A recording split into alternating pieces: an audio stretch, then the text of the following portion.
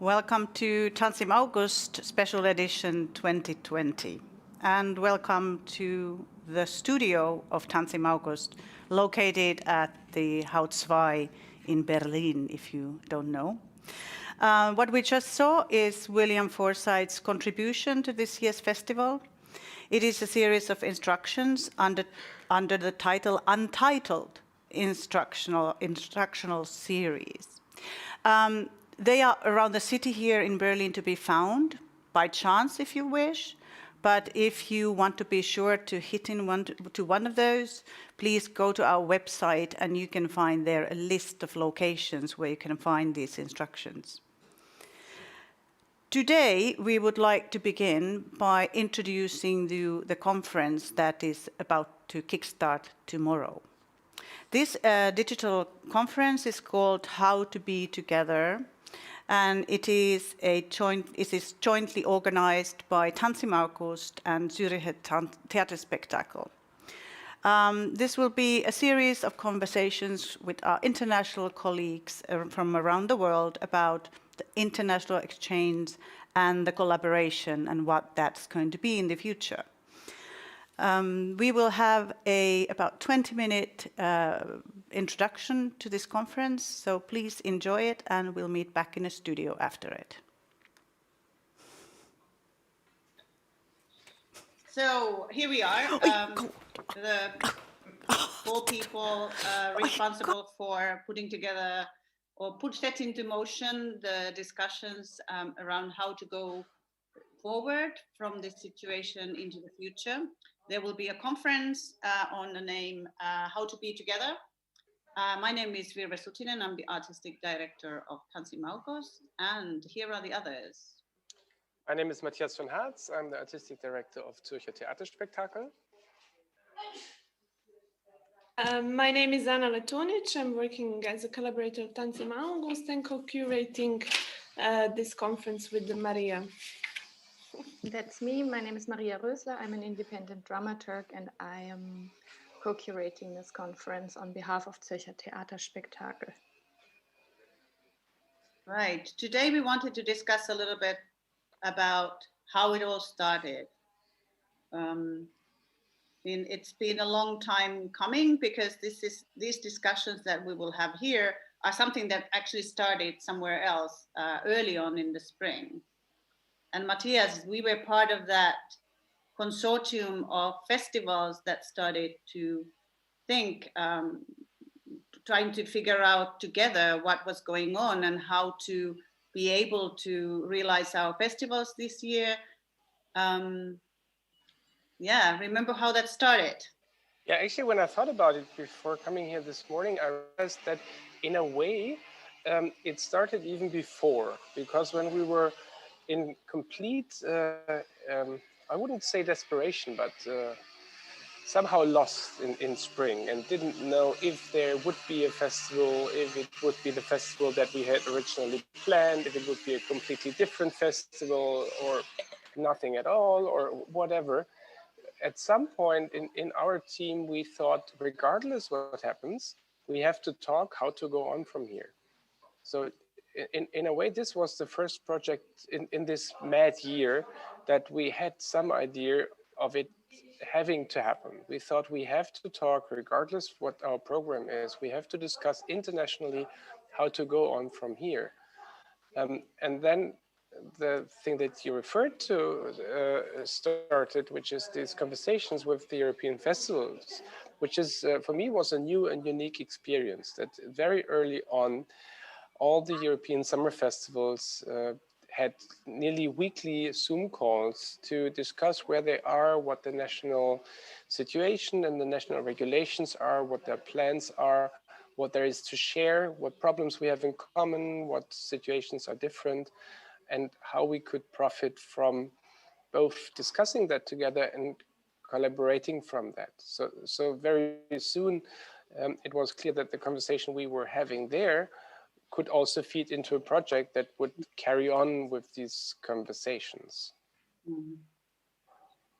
Devastating is maybe not the word, but I mean, there was that painful moment when you realized that everything you built for such a long time was not going to happen. And I think part of those discussions were also a release for when there was a lot of pressure to decide something in this uncertainty and to understand where we were.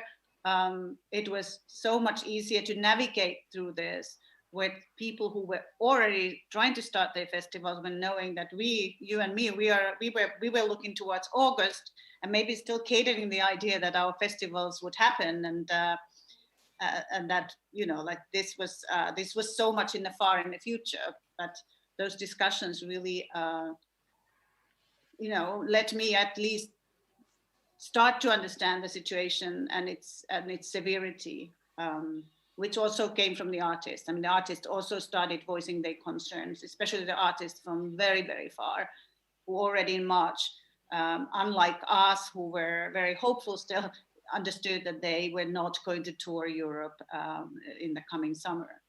So all of this was quite useful to discuss together.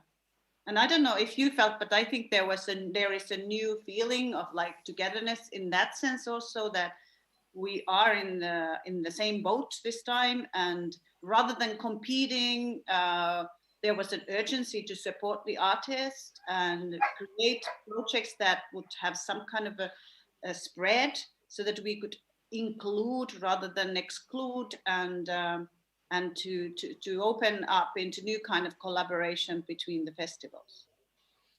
I think that's very true. I mean, one of the first issues that we talked about was how can the individual institutions and festivals still pay artists even if they will not be able to be there, and even if we will not be able to do our festivals. So apart from a big moment of reassurance, of mutual reassurance, where everybody said, yeah, I have a lot of time to decide and we will keep hopes up. And everybody is still thinking something would happen, and saying, oh yeah, until end of May, we don't have to make any decisions because we want to believe in it. At the same time, we have very early been discussing situations of artists, and also finding out that the possibilities of our institutions are very different in between the different countries, and that the possibilities of generously supporting the artists, which we all wanted to do, are not given to all of us. And that also for some of us, beyond supporting the artists, caring for the stability of their own institution is not an easy task, while in other countries there's no threat to the institution at all. So we immediately learned that not only between the artists, but also between the arts institutions, there is a very different landscape with very different conditions. And that was very helpful for us also in a political process, to point out to the politicians what a European understanding of supporting artists in this situation is, and at the same time, how conditions vary and how that should be taken into account. Mm.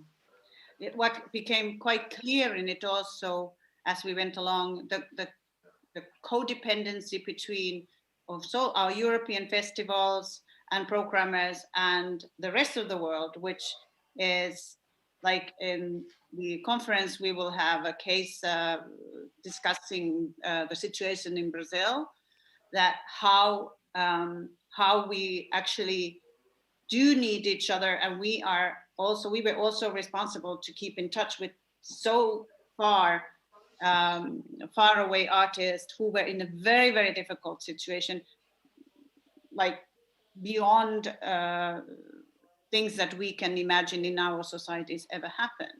And I think that was also one of the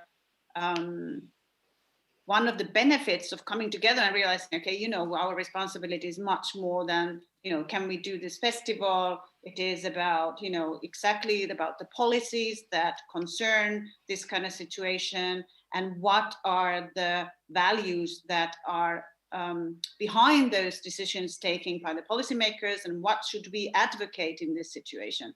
And then to even understand that, okay, it's not enough to save the artist in Berlin, but there's also the rest of the world, and we are a big, small but strange economy which keeps rolling, and this is very dependent on also on our actions. And talking about our actions, we both decided that we will do a festival, though in a different way. And maybe this will be part of the conference as well, but maybe it's good to mention that in a way we're doing some kind of tests for what could be the future with what we're doing this summer, in a very humble way, in a very small scale way, but there are some things that we have already tried in the last days of how we bring people together. And apart from describing that, what one experience is that if we now talk about audience and not only the artists, it is interesting to see how relieved people have been in the last days that they can come together one way or the other to experience international art again. And this is, of course, happening with tricks and crutches and not happening in the way that maybe we wanted, the audience wants it, and the artist wants it. But everybody was very generous in welcoming the sheer existence of events where you could meet, maybe digital or real, and where you can also connect to international artists, sometimes in a mediated way, sometimes in a less mediated way. That was something that I felt very reassuring for both the artists and our role in this world, that you can see it makes sense to make small attempts of reinstalling this international connection between a local audience and faraway artists, and also in between them. Right. Maybe we can hear from Maria and Anna about the actual content of the conference, because this is about where the conversation will be continuing. We are, of course, looking into the future after this conference will probably help us a lot to understand something of the situation and its value for the future, because it's not all bad. I mean, there is also, we are finding out that there is some good practices in this that we will probably hold on no matter what, even when we can go back to the theaters. So it would be very nice to hear from you about what kind of discussions, how the discussions are going to be next week or this week. Sure. I think I will just start talking about the conversation sessions that we have organized together with artists, most of which are present in a way either at Tanz im August or at Zürcher Theaterspektakel, and which all revolve around the theme distance and how to create live arts, life experiences, shared experiences across a distance. So what we experienced when we were having the first still in shock and still a bit lost conversations with the involved and the invited artists, which we knew would not be able to travel this year, was that there are some essential aspects of the live arts and of performance which are for them at the core of this investigation of experimenting new forms, like trying to not just now enter and become an expert in a different medium, but actually try to see how qualities such as liveness, synchronicity, assembly making can actually be translated across a distance with other means, with the help of media or other forms. And of course, and that has been also quite important, I think, in our conversations, Virve, the artistic imagination is essential resource for this time. And so we came up with 3 conversation sessions that are titled Distance and Intimacy, Distance and Imagination, and also Distance and Assembly, which each of them takes place, they spread across the 3-day program. And so actually the conference will start out, which is quite important to us, with the voices of artists that are now in completely opposite time zones, and that are, despite the fact that that some of them are in a lockdown, intensely researching how intimacy can be produced these days between humans across distance. And so we will start on Thursday afternoon at 2 o'clock with a conversation between theater maker Samara Hirsch and choreographer Faye Driscoll, which is hosted by performing arts researcher Kyoko Iwaki. And these people are located in Melbourne, where there is a second lockdown already now, in Los Angeles and in Tokyo. So we are very grateful to these artists for staying up late or getting up very early to talk with us, to talk to us. And both artists, from their particular practices and their already year-long research into the body, knowledge about the body, how do we experience the body, and how do we make others experience the body differently. Based on that research, they are now, in a way, informing their experimentation, and they will talk about recent work they've done, mostly based on the aesthetics and politics of listening and using audio formats to engage with audiences. And then on the next day, we will have a larger conversation, a larger round of artists discussing distance and imagination, which addresses two lines of imagination. On the one hand side, the imagination that is needed to actually produce a theater work, imagining an audience that might actually be might be far away right now. And also what role does imagination take in the production process between artists that are located in different places? So there are two case studies, both are present at our festivals. One is an audio experience created by Mexican collective Lagartijas Tiradas al Sol and Zurich-based theater artist Isabel Stoffel, who have actually never met, but who have in very short time put together a really beautiful audio experience. And then also the International Radio Ballet, which was initiated, the radio ballet format invented by the group Ligna, who this year invited 13 performance artists and choreographers from around the world to contribute a gesture and contribute an instruction for movement, as a way to at least make their gestures and make their movement vocabulary travel to other places, to an audience, which can then execute this composed choreography in a public space. And on the last day of the conference, we will open at 2 o'clock with a conversation on distance and assembly with performing artist and researcher Sibylle Peters and theater maker Akira Takayama, who will discuss also, again, like their ongoing research also before the pandemic into assembly making and the art of assembly, and what role assembling takes, what role it plays in their participatory performing arts practices in different regions of the world. And this session will be hosted by Judith Knight. And with this, I would hand over to my colleague Anna. Okay, so besides inviting artists through the conversations, we also invited programmers and cultural policy workers. So I will present that part of the program.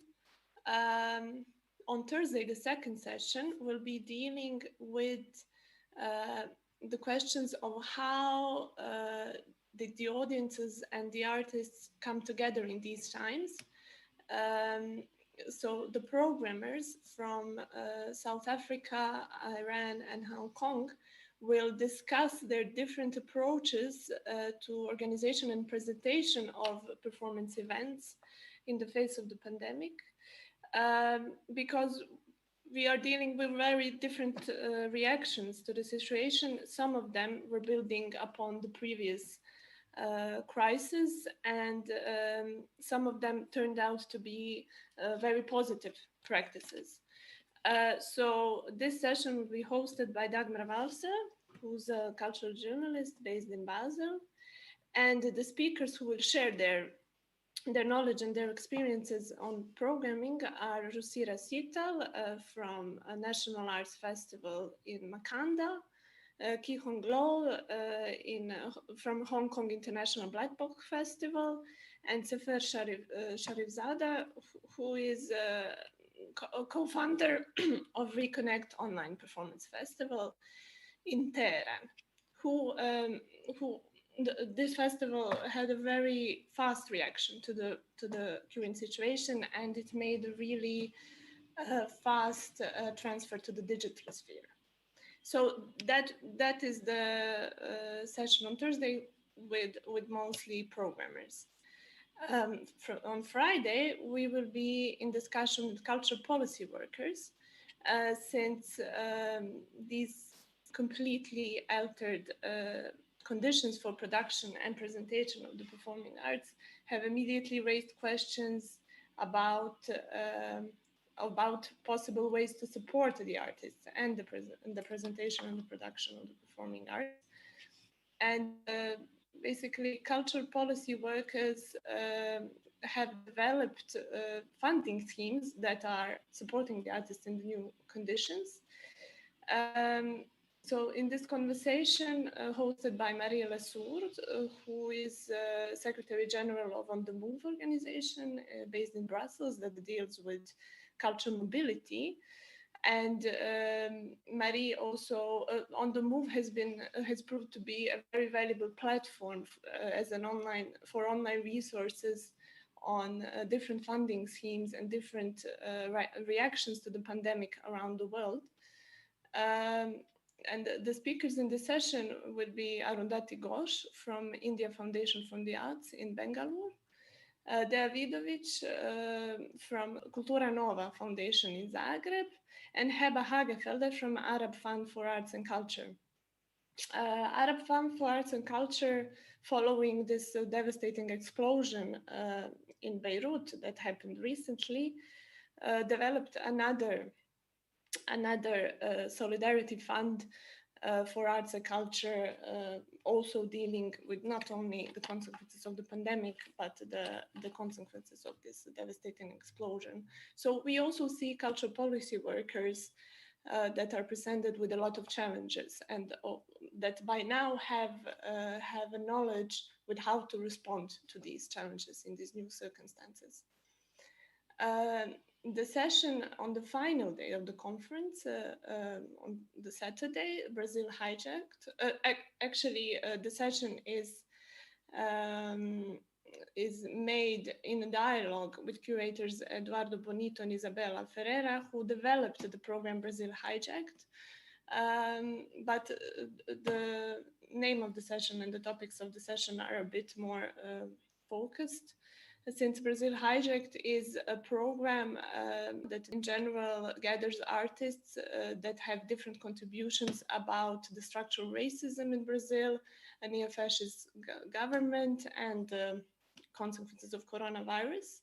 But this session, in particularly with the title Choreographies of a Split Country, will include the presentation of a short film by Alice Ripoll and Sia Crea, the film about questions, shames, and scars, and the premiere of the video performance by Callisto Neto, and then the two artists will engage in a conversation with the host of the session, Naisa Lopez, who's a journalist and director of the Panorama Festival in Rio de Janeiro. That is the final session of the conference, besides the wrap-up session, where the participants will have the opportunity to hear about the main conclusions and the insights from the whole conference. The wrap-up session, the wrap-up will be given by a performing arts curator, Marta Kain from Warsaw. So if there will be if the participants won't be able to follow the whole conference, they will be, it will be possible to hear some of the main insights on at the end of the conference on Saturday at 6. Okay. Wow, that's quite a round the world checkup how things are in very different realities, and how we face the same problems on some level, but then there is very specifics of each place, which is I really look forward to hearing all those discussions. I would like to also say, maybe we'll end with few words, Matthias.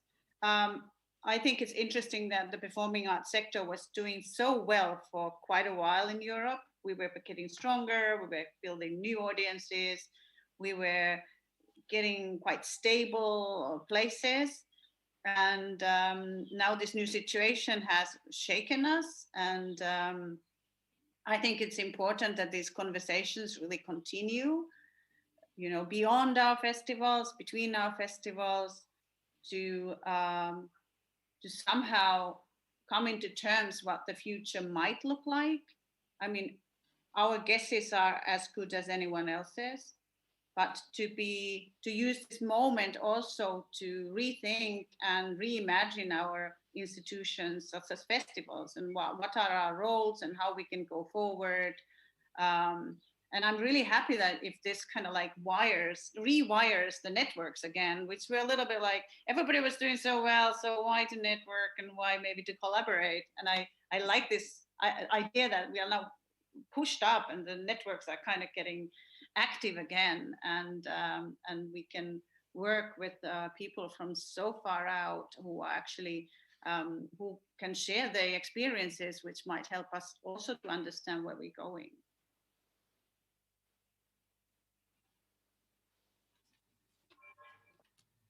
Yeah, I don't want to downplay the challenges that are lying ahead, but I'm quite hopeful at the moment, because I've seen a lot of how to be together already in the last weeks and months, both on this level that we have described in the beginning, which is this network of European summer festivals that has not existed before, and that intensity, and also on a local level with actors in the city, with other partners that we found, even new partners. We found even at some moments new money for this festival.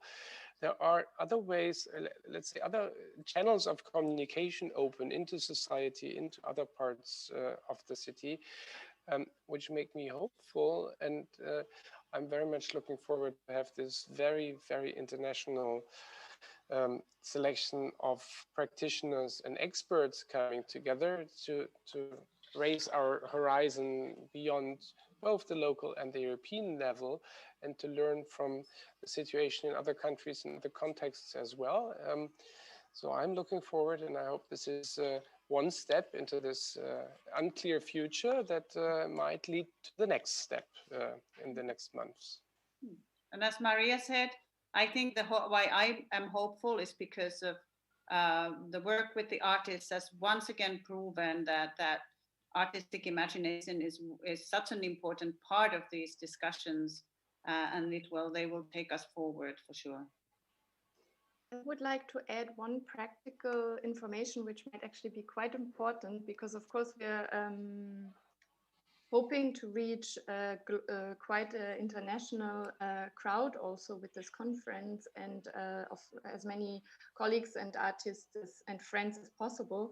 It is possible to sign up for the individual sessions through a link both on the websites of Tanz im August and Zürcher Theaterspektakel. So for each of these sessions, you can enter the Zoom conference through a link. And then you are also very welcome to submit questions throughout the conversation, which will then be addressed towards the end of the sessions. And if you do not want to do that, there will also be live streams present on both websites of both of the international festivals. Great. So thank you, everyone. Thank you.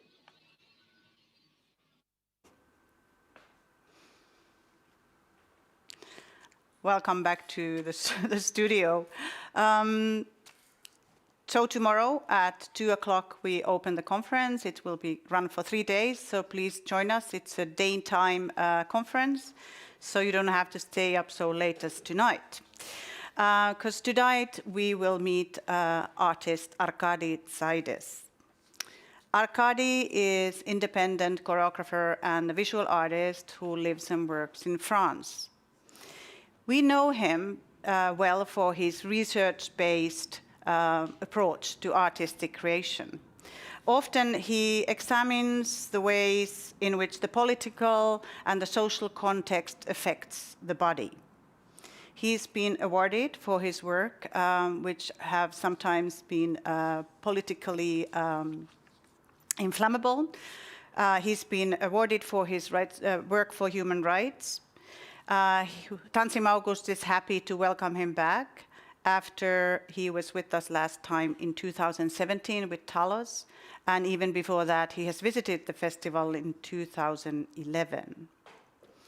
NECROPOLIS, as the name says, the city of death, from Greek, is the name of the project that we were supposed to see in Tanz August this summer. Like so many other things, the premiere is postponed, and what we see today is the work in progress. Arkadi and his team of collaborators and researchers have been documenting the deaths of the paperless migrants and asylum seekers. They have been researching final destinations of these people around Europe, people who didn't make it live to Europe. They have visited hundreds of graves around Europe and also here in Berlin. This work will construct a growing archive of these bodies, which have been left behind unnoticed. And in the film that we will see, the artistic team will guide us through the project's accumulating evidence, accumulating virtual database. After the film, which is about 45 minutes, we will have artist talk, and Arkadi will be joined by Igor Dobriches, who is dramaturg, artistic advisor, and a collaborator for many choreographers and theater makers, also in this case Arkadi. We will also be joined by Emma Choicha, who is a dancer, choreographer, and a researcher, performer, and an assistant in this work. It wouldn't be an artistic talk if you wouldn't have the chance to post your questions. So please go to your YouTube channel and you will find, I think it's on the right-hand side, you will find the link for the YouTube chat. And from there you find Frage jetzt, which is ask now. And you can post your questions there during the film already. Now, we would like to welcome you to sit down, turn your lights low, put on your headphones, and please come back and join us in the discussion after the film.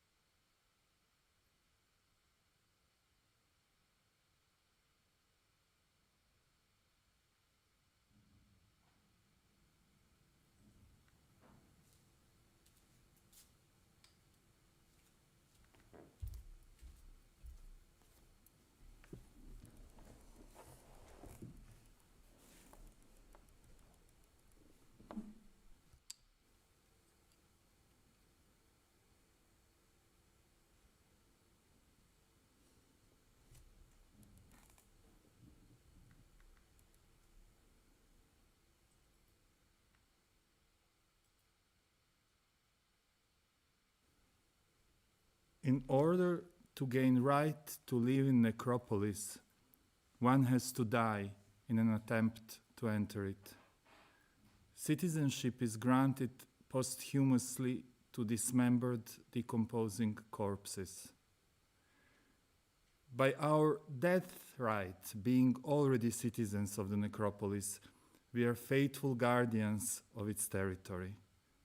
Often, as we lounge along the beaches of the Middle Sea, while enjoying the warm light arriving from the south, behind our sunglasses, we are keeping an eye on the sparkling horizon across which fresh corpses are regularly delivered to our feet. It is our responsibility to take care of those, perform rituals of forensic investigation over the scattered remains in order to collect biometric information necessary for the documents to be assembled. If a name, a date, and the cause of death can be established, we welcome newcomers with tears in our eyes. We process them at allocated plots where stone monuments are neatly assembled and inscribed at the entrance to each tomb. Those whom we fail to identify are buried together in a mass grave. Necropolis does not have a body other than a body of data, an ever-expanding archive of what is meticulously extracted from the rotting remains and inscribed across the landscape. This growing funerary encyclopedia, this map, which is the territory, is stretching in all directions across the space-time, interrelating mythologies, histories, geographies, and anatomies of those to whom we have granted the entrance.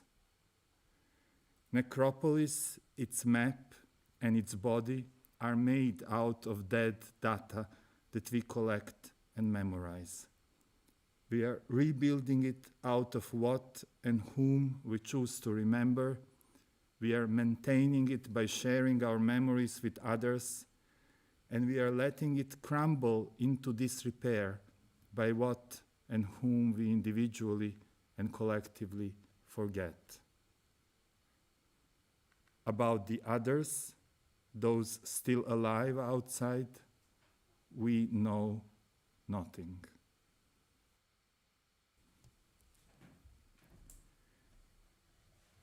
At this very moment, as I write this report, I am dwelling inside the necropolis, and you are, by reading it, walking through it with me.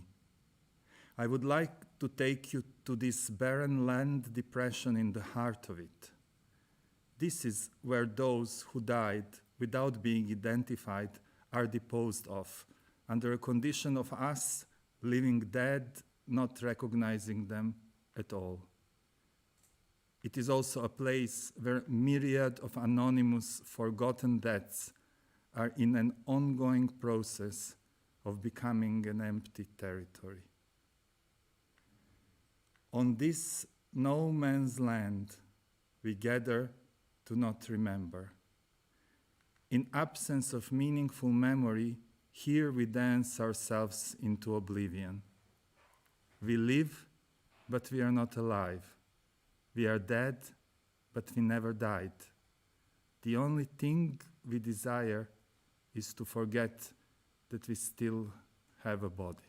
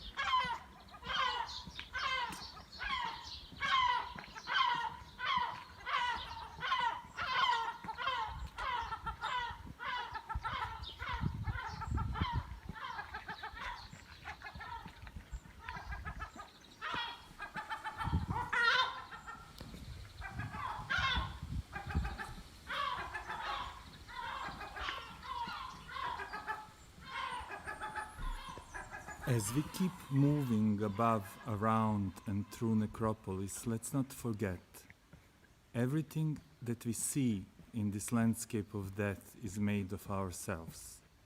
From the north, crumbling glacier of border regulations and bureaucratic classification. From the west, a narrow gorge of falsified history, of conquest and enslavement, of abuse and exploitation, of greed and betrayal. From the east, a dry wilderness of abandoned declarations, of fantastic expectations and malicious misinterpretations. From the south, sinuous living assemblage of rotting flesh, resurrected forensically into a pulsating anatomy of cavernous orifices, temporary dugouts and tightly sealed voids. A dark, warm, damp network of underground passages, interrelating, decomposing leftovers, assembling all the corpses, hundreds, thousands of them, into a sprawling landscape made of hardened cartilage and leathered skin, into a raising architecture built on bones, one shared organism, a promise of an eternal life, as exuberant and exhilarating as a violent death at sea. The Leviathan opened his muzzle. You pay gold to the boatman while shivering in the cold, hopeful that he will carry you through, that he will deliver you to the other side before the beast closes down its jaw upon you. You try, and then you die, and nobody ever explained that boatman is a thief, stealing not your money but your life, because by his profession he knows that the only way to enter Leviathan's belly is to die of its teeth. It is written over the main entrance to Necropolis, Leviathan, and over the west gate it is written Behemoth, and over the east Ziz. In the north, all that is solid melts into air, all that is holy is profaned. An ancient skeleton of ignorance and panic is rising from the icy mud underneath, perfectly preserved. In the south, heat is scorching the earth, fire burning in the bellies of those that have nothing to lose, inflaming their imagination as they are dragging themselves through the desert to die at our doorsteps. In its final gesture, bureaucratic classification is classifying itself. The database of the database, the algorithm of the algorithm. At the end, we will all be buried together anonymously in the same unmarked grave, and there will be none left to dance.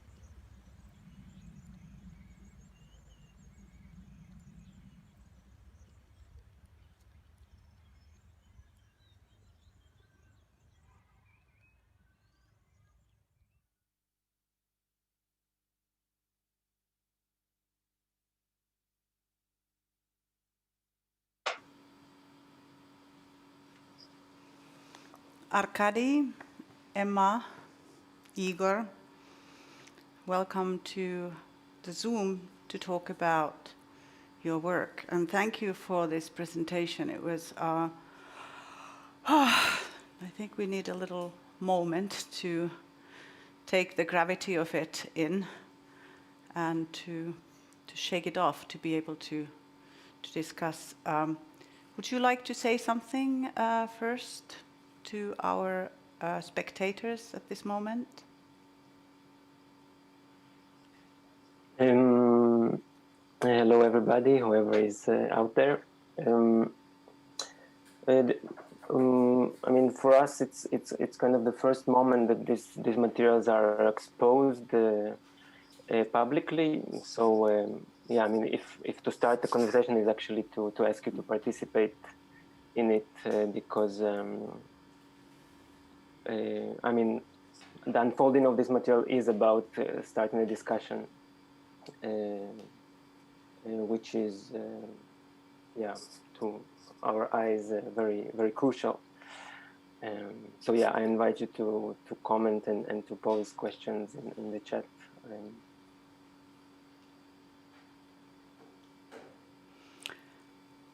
Anyone else wants to say something before we dive into the questions?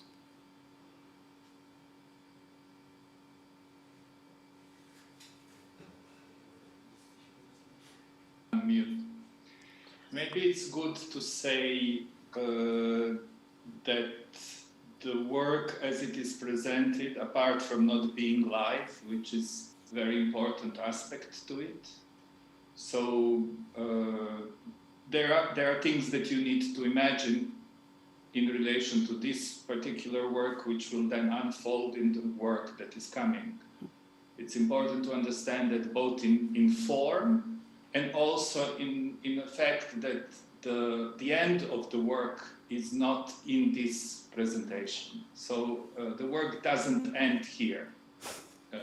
So there is a part of the work which we're going to be working in September, October, toward the premiere in Montpellier. That is very important for the overall journey, but we are not ready to show it now.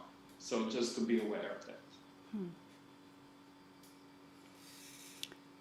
Emma, do you want to add something? No, it's okay.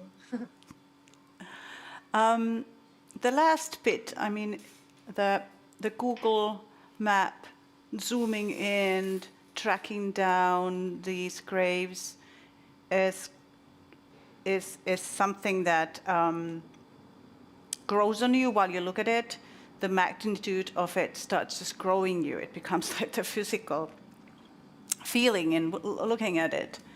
And then the last bit, can you tell about the last bit that we saw, which looked like more like a visual art material that you were manipulating? I guess I wonder if it was you, Emma, who was working on this material. Can you tell us what that bit of the work is about? Yeah, I mean, as it was mentioned in the beginning of the video, we're working. Our work is started from an existing list, from a document, which we wanted to unfold, and when accessing this document and diving into this document, we were confronted with several layers of this catastrophe, and one layer, which is, let's say, we respond to in the first part, in the Google Maps and the gesture of visiting the graves. It's related actually to somehow visualize the data that we are that the list provided us with, but also to embody this data through this gesture of visiting the graves and marking these graves and creating this map. So this is one aspect of somehow the reading, our reading of this document, and another reading of this document, which is also mentioned in the beginning, that most of the people that are mentioned in this list are not identified.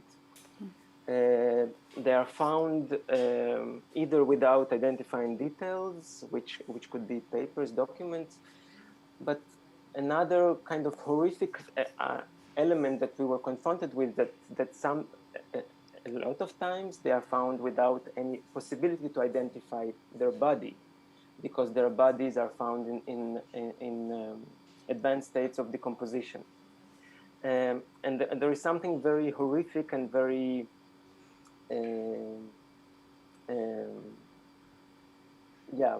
very disturbing somehow in the state of the body, in which state these bodies are found, and what is happening to these bodies after the death. When I started to collaborate with, when I invited Moran, who created this object and works with a lot of material that kind of reminds flesh and live matter. I mean, we wanted somehow to respond to this horrific aspect of this tragedy, of the fragility of the body, of the, if you say, bare life of these bodies, which are totally stripped from their identity, but also stripped from their skin, from their flesh, by the sea, so these are kind of, these two aspects are kind of juxtaposed in the work,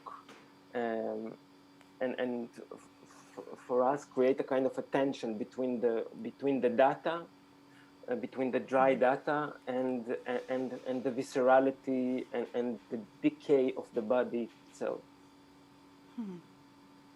Can I say something? Oh yes, please. Yeah, it's also important to understand, because it's very easy, and we were discussing that a lot, it's very easy to end up in a certain form of morbid curiosity when you transfer yourself into the realm of the body. And that this morbid curiosity can also feel obscene in a way. But I want to say something which is important, that this issue of decomposition of the bodies is very closely politically related to the fact that they are not identified, not only because it was very difficult to identify, and this is where the politics comes in, but also because, and this was shocking for me to discover, is that there was no concentrated effort to do this identification by the forensic forces that Europe could employ for this. So it ended up being a voluntary work on a small number of forensic experts who actually, without any assignment from the state, decided that they will try to identify the bodies. And there is this forensic expert in Italy who did the very big work on that. So the horrific thing also is not just a matter of morbid curiosity. It is related to the politics of this tragedy, to the fact that it is being allowed for enormous number of bodies to be not identified in the continent that is obsessively, forensically investigated every single case of its own citizens. So just to put this horrific element away from the rotten flesh toward the, I don't want to use the word rotten politics, but I am very close to say that in a way. It's interesting because I remember asking the same question from Arkadi when we met and discussed the project. I mean, I couldn't believe it, knowing what happened after Balkan War, when there was so much forensic collaboration all over Europe. Like we know we have the means, we have the instruments. There's just no will. It's almost like sending a message, not to bother to try to come over. It's also striking when we looked at also the material that you have collected, how diverse these groups also are, because we tend to look at the asylum seekers of the migrant. We see people floating on the boat somewhere in the Mediterranean, but then when you look at the text that goes now with the Google map, you get really shocked about, the age and what age the people are and how they died. And it's just like, even with this little information, it's opening the whole discussion into something else than what is the kind of mainstream maybe image of it. Arkadi, do you want to say something? Your finger is up. Yeah, I mean, actually, indeed, like you mentioned, when we're talking about this migration crisis, the pictures, the collective picture is people at the sea, but actually, this kind of other type of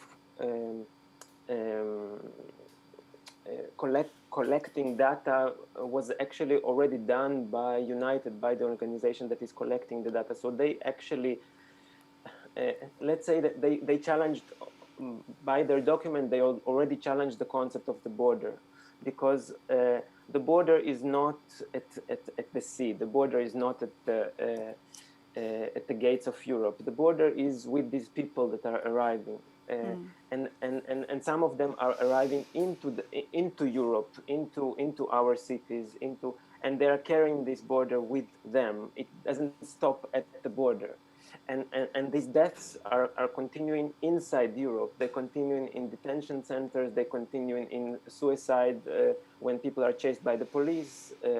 I think. Thanks to the work of the organization, and I think that they already, let's say, challenged this conception of what a border is and where the border is. I mean, what we do actually, I mean, you mentioned the small texts. They're extracted from the list. So, of course, we're adding on top of it visuals and somehow this kind of travel and this kind of we kind of adding three-dimensionality to this list and aiming for kind of a more embodied experience of this list, kind of traveling through it together collectively and visiting these cases. Part of that embodied experience is also the rituals that are performed at the graves. But they are never seen in the video. We see the long road into the grave, but we never see that gesture, that ritual, that many of the people who are listed at the end as credits have been participating. Why? Yeah, do you want to say a little bit more about that? Maybe Emma, you can reflect on the yes, please. on the growing collective of searchers. What do you mean by the absence of the ritual? But we don't see the ritual? In the film we are approaching the grave, but as I have understood, there is some kind of a ritual that goes with the visit to the graves. But also the fact that there is more and more people that are joining the actual ritual of visiting the grave. Yeah, I think it's important to say that the visit itself in its fullness is the ritual. Okay. Right. But it's also important to say that there is, at the end of this journey, a moment which is very intimate. It's very personal because you have an encounter with the grave. We first had a thought that we will propose a small ritual at every grave, but we finally decided to leave that as something very personal to each person who arrives to that point, and to even if it happened, not really show it. Because we also built on top of this factual layer of the work also this phantasmagoric layer, a layer of imagination. you know, that is also in the text and in the way how we treat the whole thing, which is not only about data, but it's also about body, but it's beyond the body, about a myth of living and of death. And that part is also something that, to a certain degree, should not be given in the image. It should be something that stays in our imagination. Just to say that. Sorry, I felt the need to. No, it's really good. I can add to what Arkadi was saying, that there is this list, and what is not in this list is precisely the geolocalization of the bodies, and that's this. So that's like maybe an extra column that we've been building by collecting this data of the coordinates of these graves, and that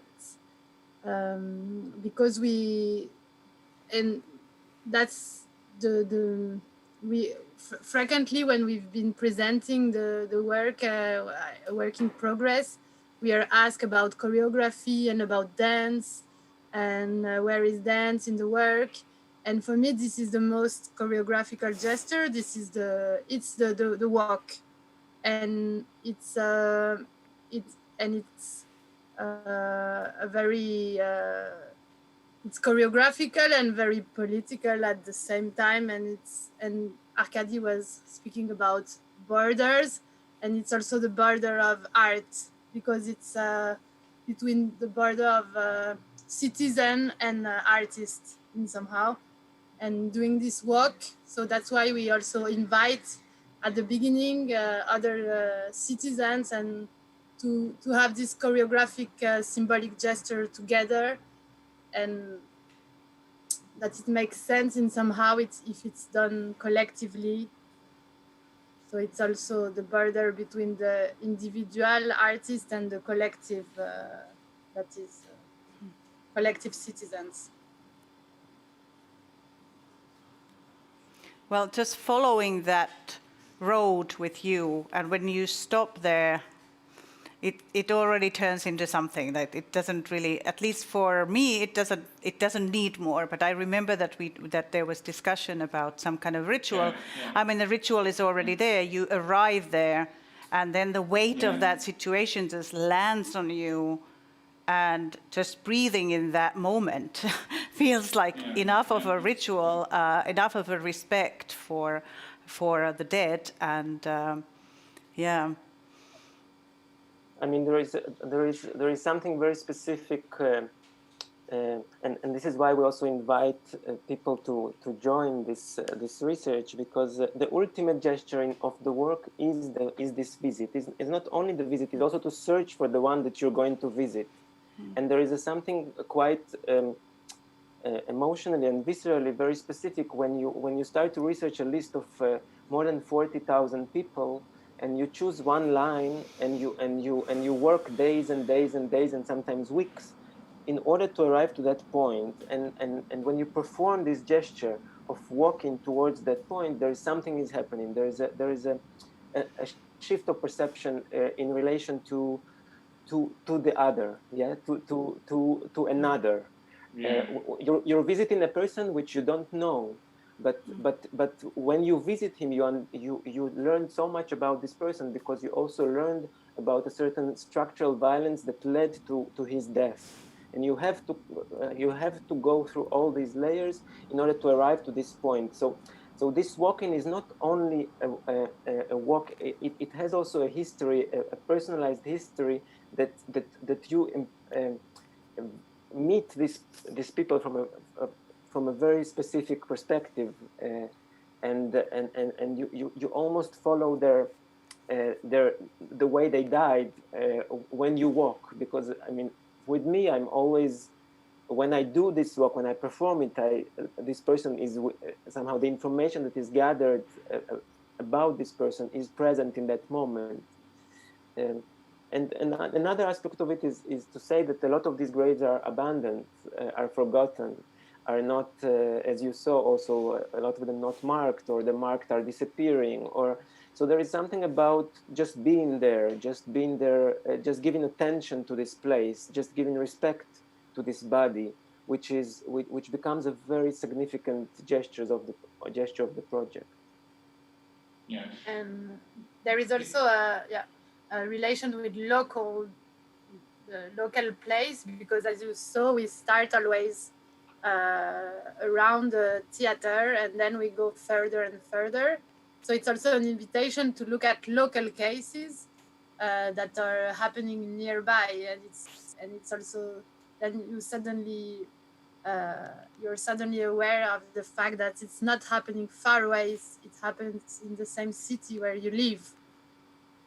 So it's this border that people take with them, that Arkadi was mentioning, is made very tangible when you search for cases in your own city. Yeah. And one detail, just a detail, which I think also reveals how closely the document is related to ritual, or to the myth, or to something which is a symbolical action. Because we started recording these journeys, and we realized that the best place to hold the camera as you walk is at the heart level. So we didn't do it because we wanted to produce a symbolical meaning of connecting to your own heart, which would be on the edge of sentimental. It was just a technical operation that gave us the right perspective. But in that technical operation, there is a symbolical meaning, because you are getting touched in an emotional way on these journeys. And in a very profound sense, you start contemplating the importance of the proper respect toward dead, especially those that are not being acknowledged. And that's a very important, I would say, life experience.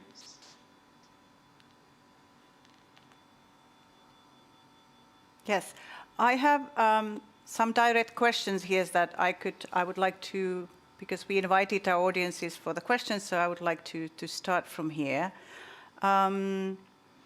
There's one question about how did you find the places of the death from the paperless migrants? And I think this question kind of continues, that how could a non-governmental research team get this information? And it's from the NGOs that you were working with, if I understood right. Can you tell us a little bit about that? There is no clear protocol. Let's say what is clear that we're starting from information that exists, and this is information online. We usually, our first layer is online research, looking for articles. Also, by the way, United, the organization that collects this data, is using a lot of media reports in order to collect this information. So sometimes we go back to the articles that United used in order to when mentioning a case. From there, if and in most of the cases there is the burial place is not mentioned, it starts to be a bit more, let's say, complex operation by trying to contact NGOs, institutions, people who work closely with migrants, and with this specific question in mind of where is the exact burial space. And sometimes the cemetery is mentioned in the newspaper, for example, where the ceremony took place, and then what it requires actually for us to go there and to scroll through all the cemetery in order to find this specific grave. So I think it's I mean, each case is different, and how we found information about each case is different. And I think, as I mentioned before, it's somehow part of the engagement into this question. It's not only what you find, it's also how you find it, and which kind of effort you do in order to, and how determined you are to actually arrive to this point. Let's say that just to mention that until now we visited 593 graves, which points you see on the map, on the Google map. And the aim of the project, the impossible, let's say, or this is how we, at least inside of the project, discuss it, the impossible task is actually to map all the graves, basically to map all necropolis. And it's not impossible only because it's hard to find them, it's also impossible because these deaths are continuing to happen. So we know that it will be an ongoing task. This project will never end because, unfortunately, these deaths are continuing to happen, and with all the geopolitical tension, there probably will only increase. Then there's another question. This is quite long, so I try to be slow reading it to you. I wonder if there is any other information that you came across that is linked to the people who died, a narrative or a story behind the name, age, etc. I am asking because the narratives that appear in the film are from Europeans' perspective. And I am wondering if you thought of proposing any counter-narratives that are not from Coming Europe's perspective.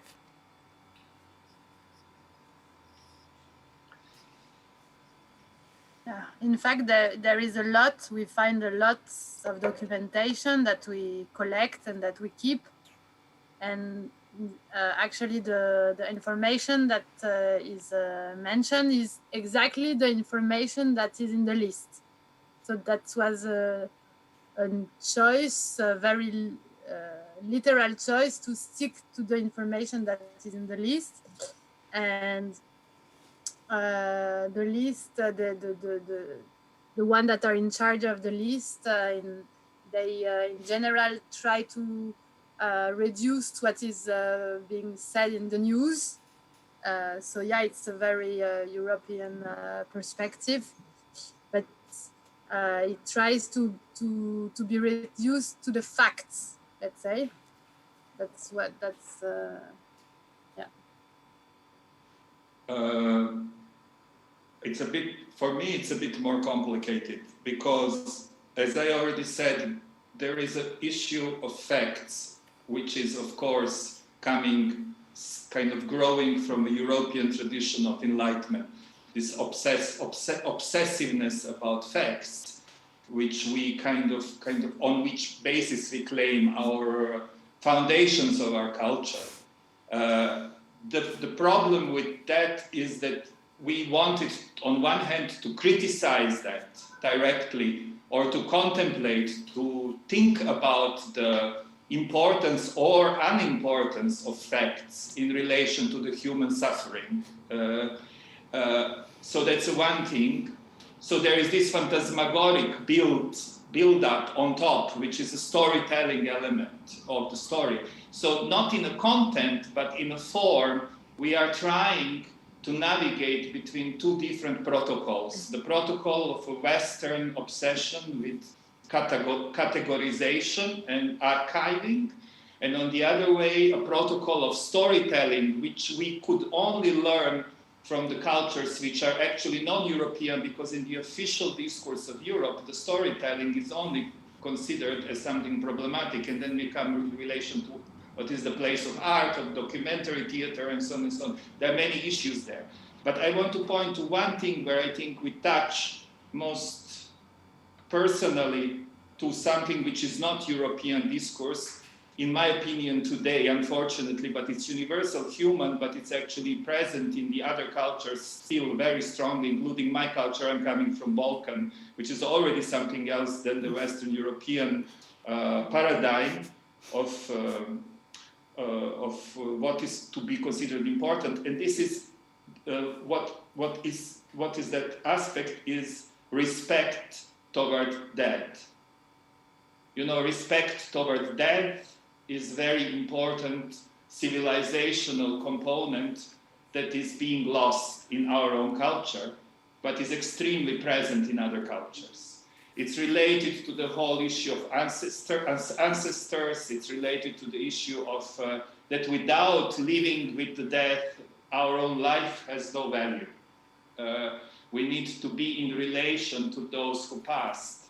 So if somebody is forgotten, that it's our responsibility to take care of that in however small gesture we can do it, to make it not being forgotten anymore. That for me goes beyond the Western post-Enlightenment discourse that we are still living under the shadow of.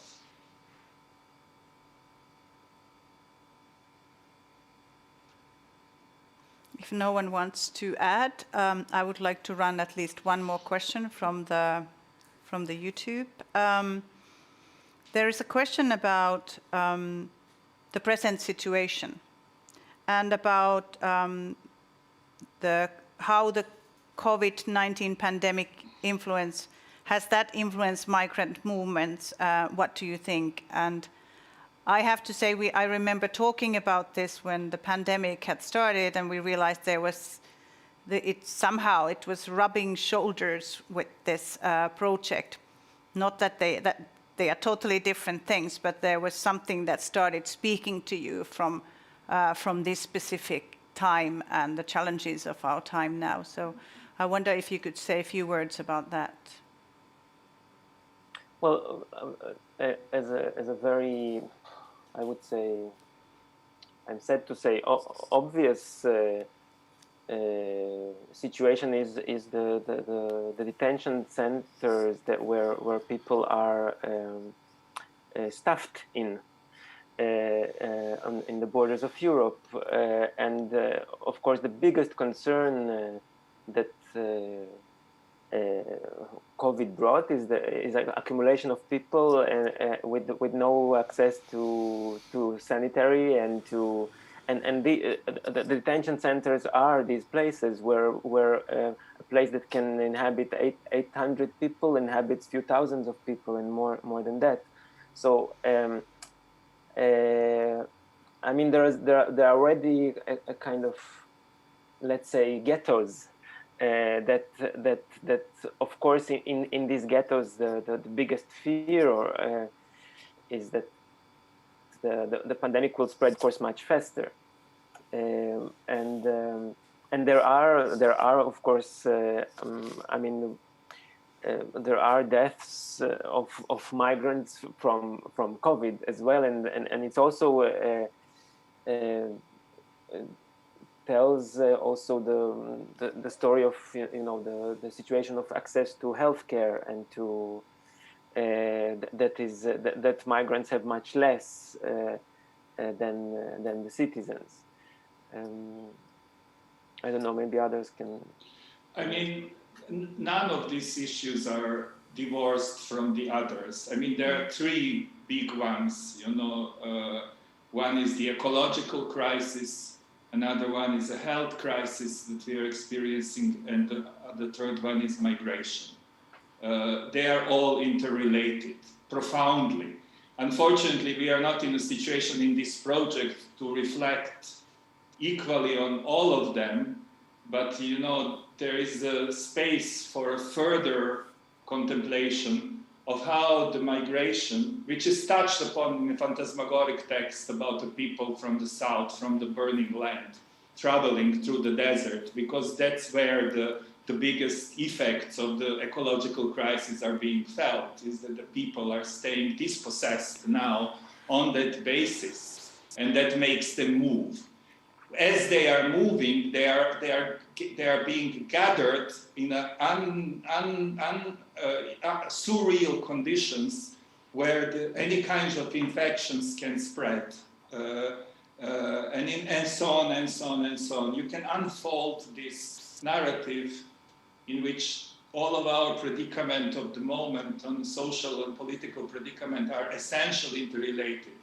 with one another, not to mention the post-colonialism and colonialism before it that actually also created a ground on which this kind of catastrophe is growing, and so on and so on and so on. So the story goes on in many directions and on many levels, and in order to create something intensely embodied, you need to choose your point of entrance, but that's not to say that there is not endless number of other points of entrance to see what is going on in the world of which this is a part. I think we are coming towards the end of our time together. I wish if you could talk a little bit how to continue this work now. So we saw parts of the video material and the kind of more graphic material that you're working with, and how do you continue with this work? And you said the premiere would be in Montpellier in the fall, if everything goes fine. Yeah. Well, actually, another aspect of this work that we are trying to somehow unleash is the ghosts. A lot, as we mentioned, a lot of the people that are mentioned in the list are not identified, meaning their stories are not complete. They're in a sense they are living dead, and they should. Or they are, if we allow them to, and I think we should allow them to haunt us. We should not sleep. We should not sleep until these stories are not resolved, and a name is not given to a person, which is systematically being not performed by the European policymakers, and so. Using the materials that you saw in the end, this more graphic material, we're trying to actually unleash the ghost, to let this flesh somehow to come to life. I will keep it a bit vague for now, so for people to still discover what is coming, but we want to haunt ourselves. We want to welcome these ghosts to be with us somehow.